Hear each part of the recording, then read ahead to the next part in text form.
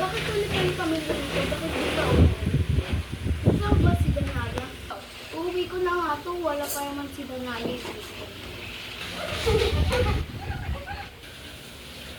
Nagkana ka na pala muna. May ano yung may dala kang bata? Inuwi ko muna siya kasi wala pa yung magulang niya. Ano ipapagawin ay wala naman tayong pera. Hindi magtitrabaho ako tayo. Saka nandito naman siya, wala na yung magulang niya. Sige, dito na yan. Basta magtrabaho ka na mabuti. Tayo papatulungin ko na itong bata. Sige, umiiyak na. Okay. Tulog ka muna, baby. Magtatrabaho naman si mama. Kaya ako makakahanap ng trabaho. Ito na lang mukhang mayan. Tao po. Ano yon? Bakit yon? Naghanap po sana ako ng trabaho. Pwede po ako Sakto-sakto. Naghanap kami ng tagawalis. Sa wakas, ito na yun. Nakatrabaho na ako.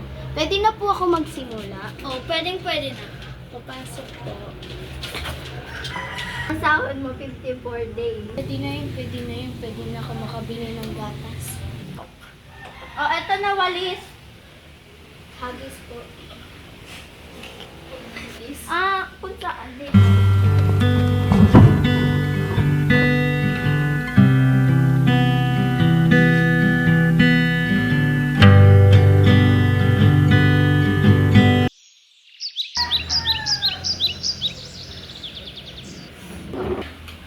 Hoy, turisita, tara dito. Ito na yung sahod mo. Dito nakalagay yung sahod mo. Thank you po. Tapusin ko lang po yung ginagawa ko. Pabili nga po. Ano po yun? Gatas.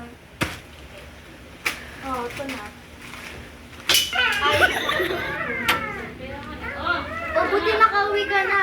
Yung anak mo umiiyak na kaganina. Ayos lang ba si baby? Oo, kaganina. Pwede ka timpla po. Sige. Bigyan, taas. Sa atay. Hoy, Teresita, nandito na ako. Thank you, Tay. Ayun na. Tay, sa wakas nakauwi na din ako. Tay, paturo po ako, Tay. Siguraduhin mo magaling ka. Opo, Tay, magaling po ako. Kapag bihis nga muna.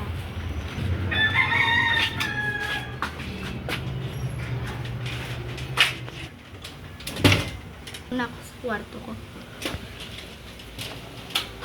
One.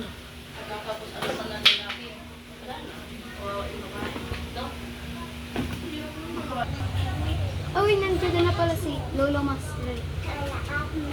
Kalabas na. Lolo Master. Nandito na po ako para magpatulong.